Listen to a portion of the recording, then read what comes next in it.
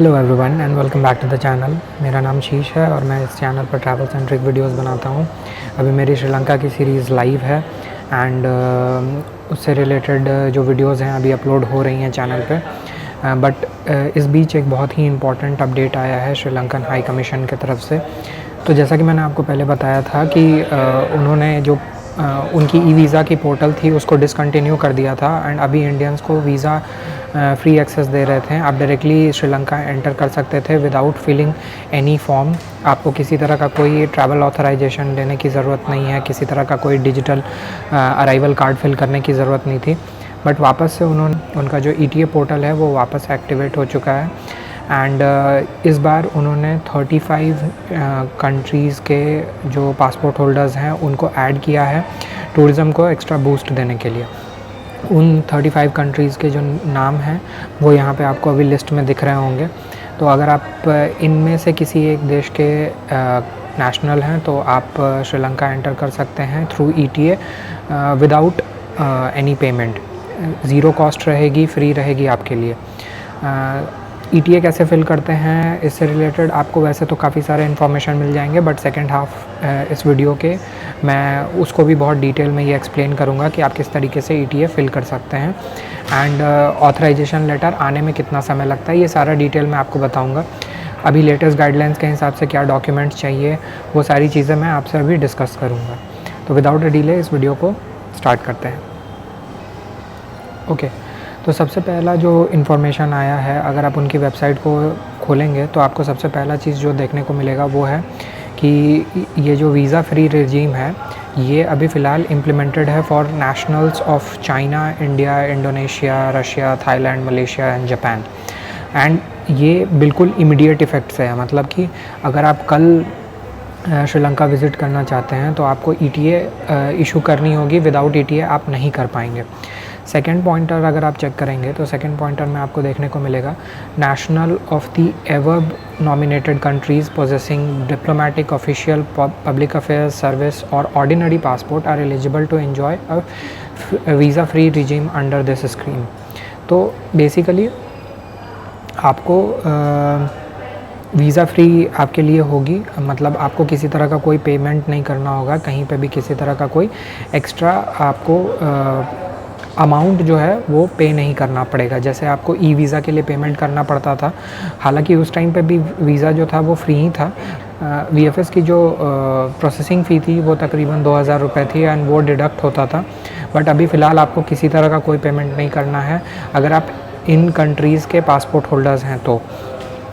इसमें clearly third pointer में mentioned है कि above nominated nationals should apply for ETA travel authorisation before arriving in Sri Lanka subject to granting issuing free of charge.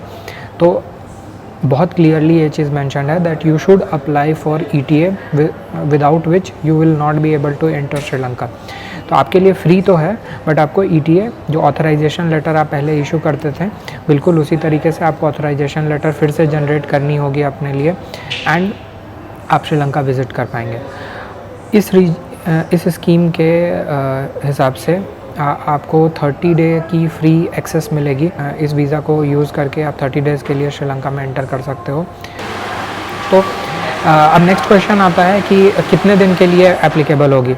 तो ये जो ETA आपको इशू की जाएगी ये 30 डेज़ के लिए होगी एंड ये डबल एंट्री होगी, मीनिंग जिस दिन आप फर्स्ट डे एंटर करेंगे श्रीलंका में उसके बाद अगर आप बीच में एग्ज़िट ले लेते हैं एंड किसी और कंट्री में चले जाते हैं and with in those 30 days, जब आपने फर्स्ट एंटर किया था उस दिन से डे काउंट होगा, तो विद इन दोज 30 डेज़ अगर आप वापस से श्रीलंका एंटर करते हैं तो आप सेम ETA को यूज़ करके श्रीलंका वापस एंटर कर सकते हैं। तो डबल एंट्री वीज़ा है बेसिकली।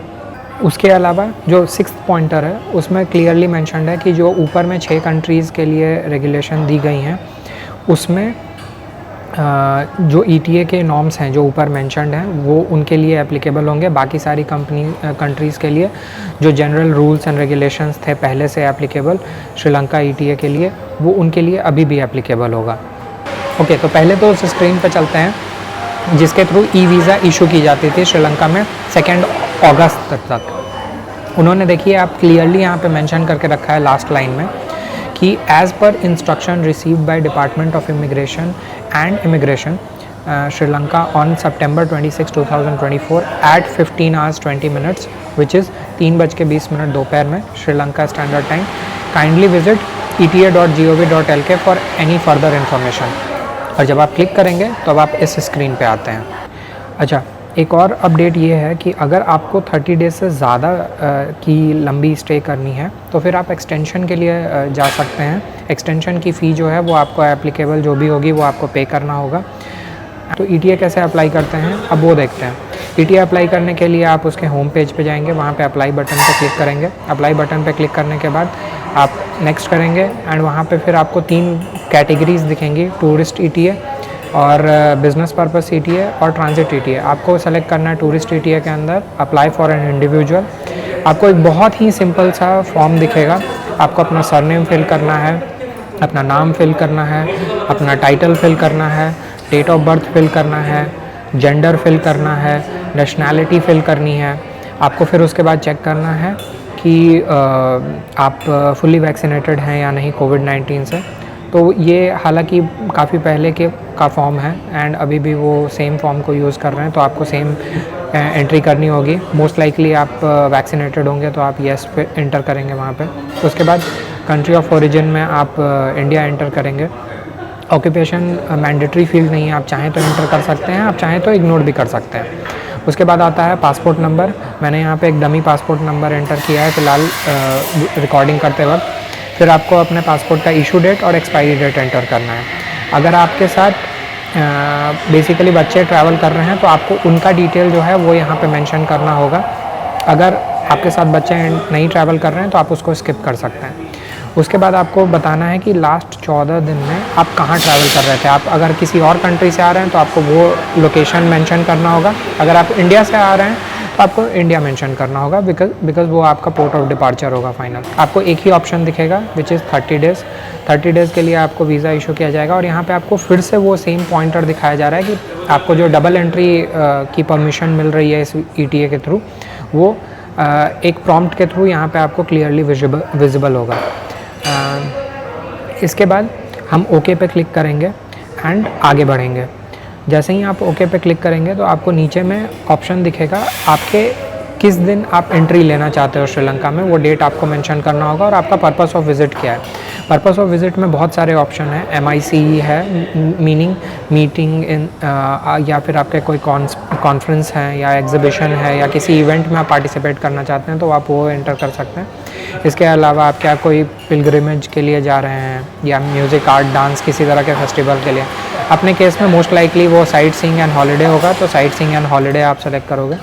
उसके बाद आप पोर्ट ऑफ डिपार्चर और एयरलाइन, वेसल का नाम, या अगर आप शिप के थ्रू जा रहे हैं तो वेसल का नाम या नंबर आप मेंशन कर सकते हैं। एयरलाइन का नाम भी आप मेंशन कर सकते हैं, बट ये मैंडेटरी फील्ड नहीं है तो आप उसको स्किप कर सकते हैं।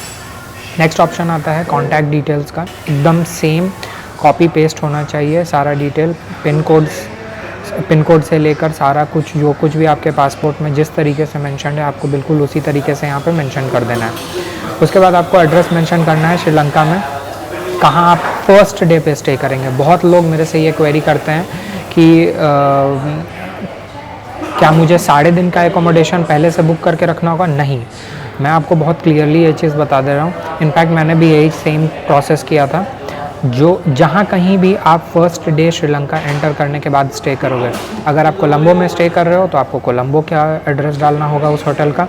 अगर आप कोलंबो से कहीं और जा रहे हो, सपोज़ आप गॉल जा रहे हो या कैंडी जा रहे हो, तो आप जहाँ भी जाओगे आपको वहाँ का एड्रेस यहाँ पे मेंशन करना होगा। होटल का, हॉस्टल का, एयरबीएनबी का, जिस भी जगह पे आप स्टे करोगे वहाँ का एड्रेस आपको यहाँ पे मेंशन करना है। उसके बाद आपको अपना ईमेल एड्रेस मेंशन करना है। ईमेल एड्रेस देते वक्त ध्यान दें कि किसी तरह का कोई एरर ना हो, बिकॉज़ इसी पे आपको अपना वीज़ा जो है वो आएगा। मैं बिल्कुल नहीं चाहूँगा कि आप किसी तरह की कोई गलती करें ताकि आप लास्ट मोमेंट पे आपको पता चले कि अरे मेरे पास तो कोई मेल ही नहीं आया एंड मैंने अप्लाई करके रखा था एंड आपके ट्रैवल का डेट आ गया। तो इस चीज़ की गलती ना करें। ईमेल एड्रेस क्लियरली वेरीफाई करें एंटर करने के बाद। उसके बाद आप अपना टेलीफ़ोन नंबर डालें कंट्री कोड के साथ। उसके बाद आपको 3 डिक्लेरेशन दिखेंगे, आपको no no no option select करना है एंड सबमिट करना है।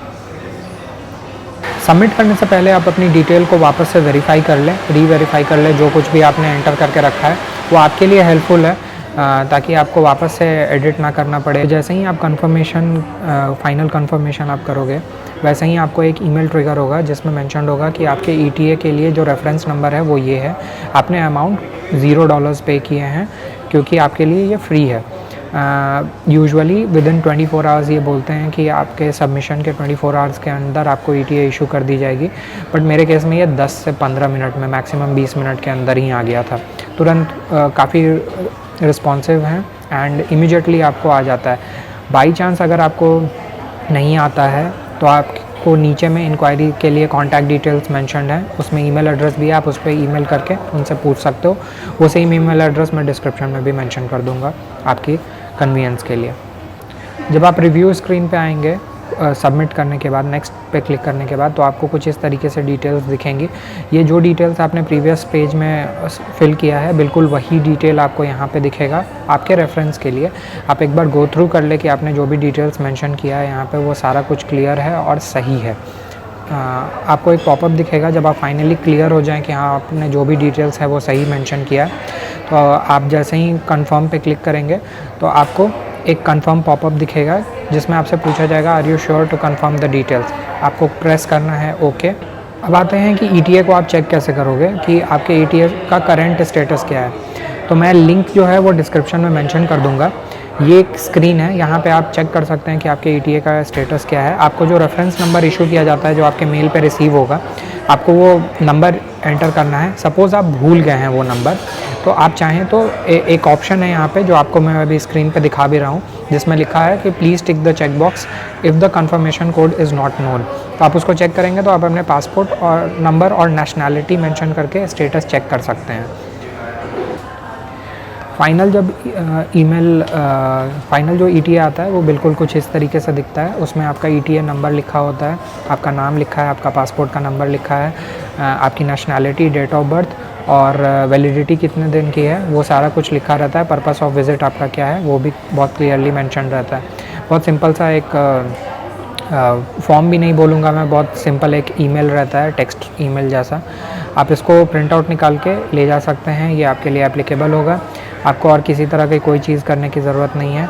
मैंने भी प्रिंट आउट ही लिया था, कहीं पे भी चेक नहीं किया जाता, इनफैक्ट कॉपी भी नहीं मांगी जाती है। आप नॉर्मली बस एक प्रिंट अपने रेफरेंस के लिए लेके जा सकते हैं। बिकॉज सपोज़ आप ट्रैवल कर रहे हैं एंड आपको इंटरनेट नहीं मिलता है एंड आप ईमेल खोल के नहीं दिखा पा रहे, इसलिए मैं सजेस्ट करूँगा कि आप इसका एक print out as a copy अपने पास रखें। अब नेक्स्ट एक इन्फॉर्मेशन जो मैं आपसे शेयर करूँगा वो बहुत ही ज़्यादा इम्पॉर्टेंट है, वो है लिस्ट ऑफ डॉक्यूमेंट्स क्या चाहिए। तो लिस्ट ऑफ डॉक्यूमेंट्स हमको ETA की वेबसाइट पे नहीं मेंशन्ड है, बट जो श्रीलंकन हाई कमीशन है न्यू दिल्ली में, उनके वेबसाइट पे सबसे नीचे अगर आप जाएंगे, मैं उसका भी लिंक डिस्क्रिप्शन में मेंशन कर दूंगा आपके रेफरेंस के लिए। एंड बाय द वे, जो उन्होंने अगस्त 15 का एक नोटिस इशू किया था, जो मैंने आपको दिखाया भी था अपने चैनल पर एक वीडियो के थ्रू, तो उस नोटिस को उन्होंने कम्प्लीटली रिमूव कर दिया है फ़िलहाल। एंड सारा डिटेल जो है वो उन्होंने मॉडिफाई कर दिया है। तो अभी entry requirement for all travellers to Sri Lanka जो है, उसमें आता है आपका पासपोर्ट, जो कि 6 मंथ एटलीस्ट उसमें वैलिडिटी होनी चाहिए। एक वैलिड वीज़ा या ETA होना चाहिए आपके पास, अपने केस में वो ETA होगा।